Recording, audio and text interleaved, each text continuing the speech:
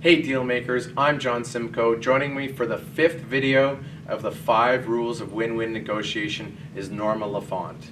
She is an author as well as a professional real estate investor. She's been in the game for a long time. Norma really knows how to cut a deal and make it work for everyone, but also how to be able to get exactly what she wants out of it. There's a lot more to it than simply negotiation. Your attitude can determine everything.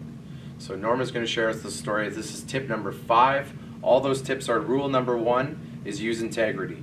Rule number 2 is the rule of ask. There's also rule number 3, which is to deal with the decision maker. Rule number 4 is to learn to listen and not hear. There's some other videos that were recorded earlier. The links for those are in the description. Today, it's all about how your attitude is everything.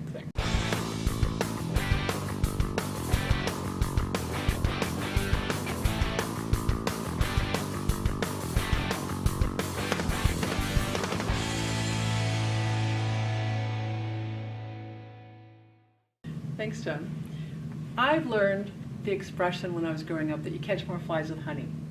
Somebody also said you actually catch more flies with shit. Not the right attitude to have when you're negotiating, although that's a true statement as well. But I'm going to tell you it makes a huge difference when you have a good attitude with people. And the story I want to share with you comes about a personal residence that my husband and I bought. We'd been looking for an acreage for a long time. We lived in the city, wanted to get our kids out of town. We went out and found this literally perfect location house, beautiful little lake, cute little house, all the things that were there that we wanted. And normally when you negotiate, you don't walk around behind the buyer skipping. This is it, this is the one I want, this is the one I want. But it truly was the one I wanted.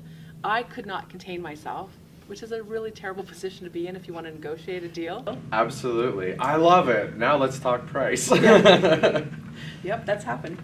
But what happened is I learned some of the other rules. I listened to what was important to them. I shared with them my love of the land, my attitude about living there. It was exactly what they wanted to hear.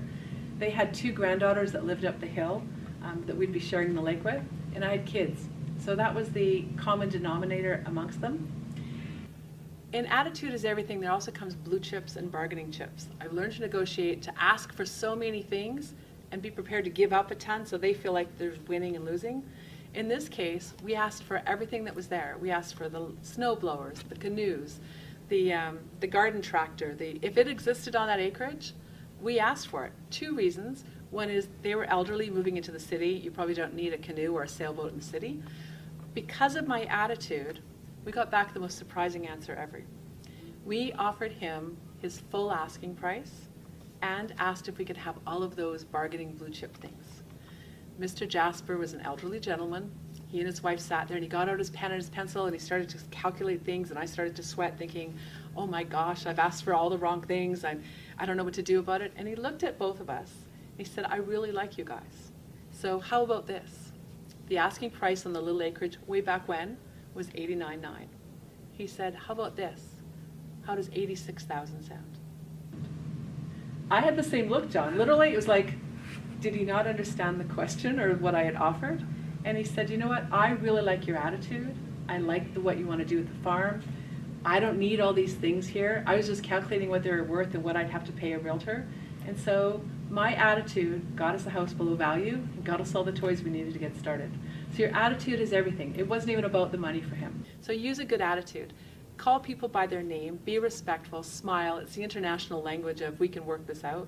And don't be afraid to say to somebody when you're stuck, I really want to make this work. What can we do? How can we frame it differently?